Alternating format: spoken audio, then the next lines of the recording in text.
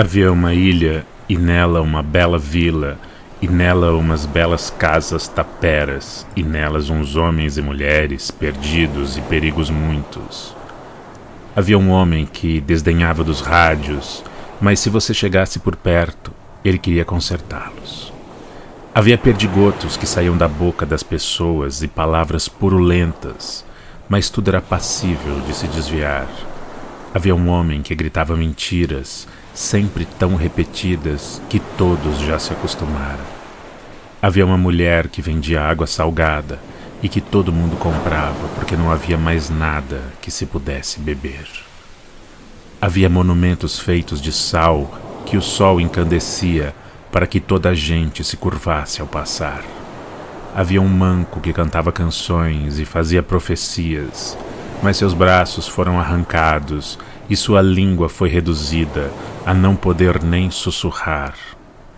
Havia um arroio de lixo e fezes que dava ao mar e coloria as águas de estranho cinismo.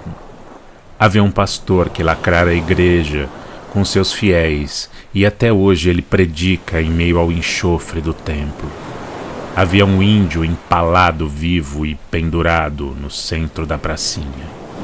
Havia uma criança que nunca crescia e dava sempre voltas no mesmo carrossel enferrujado, implorando por um sorvete de creme. Havia um sorveteiro que beliscava o biquinho do seio direito de uma menina de 12 anos. Havia uns escravos que foram libertados, mas que continuam trabalhando da mesma forma e dormindo coberto com os papelões e o vento. Havia um conjunto de barracos, quase sem paredes, onde as pessoas se reuniam para descansar quando chegava o fim do dia. Havia uma série de camas num cômodo coletivo, e de uma delas saía um longo tentáculo, como uma cobra anaconda, que tinha uma garra na ponta e que abocanhava você, sem te devorar. Havia um cheiro de loucura e velhice e suor, e uns cacarecos que cada um guardava numa pequena sacola plástica, debaixo do próprio travesseiro, para que não fossem roubados. Havia uma cigana que ficara cega, e mesmo assim queria ler a sorte daqueles todos que dormissem.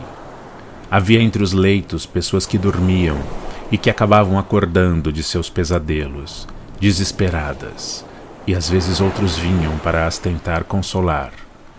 Havia do lado de fora homens que atiravam com grandes armas antigas, de muita pólvora e muito barulho. Havia tiros por todos os lados, que ninguém não sabia para onde correr, e ninguém não sabia ao certo quais eram os alvos, e se fosse de noite, o alvo era sempre você. Havia, nas horas terríveis, pessoas convulsas, mulheres decapitadas que entravam em transe e grandes ventanias. Havia marés altíssimas que devoravam 7 vezes a ilha e depois a cuspiam para sempre recomeçar. Quando eu acordava de meus próprios pesadelos, corria para o lado de fora, desnorteado, cambaleante, e pisava em pequenos cacos de garrafas quebradas que iam ferindo meus pés, até alcançar uma cama onde pudesse voltar a dormir. Depois de tudo, havia os banheiros pedófilos, com suas cabines temáticas, onde se ouvia sempre uma canção. Mané, você prefere eu ou papai? Havia, em cada cabine, latrinas no chão, com uma profundidade abissal, que se você fosse mijar, sentia uma espécie de vertigem.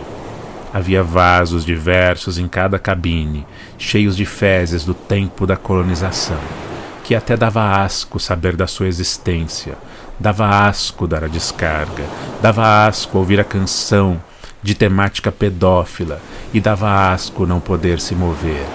Havia, do lado de fora, filas de pessoas querendo entrar nas cabines, afoitas, iludidas ou simplesmente com ganas de se aliviar. A cada 4 anos, no centro da praça, perto da estátua de sal, todas e todos se reuniam para votar.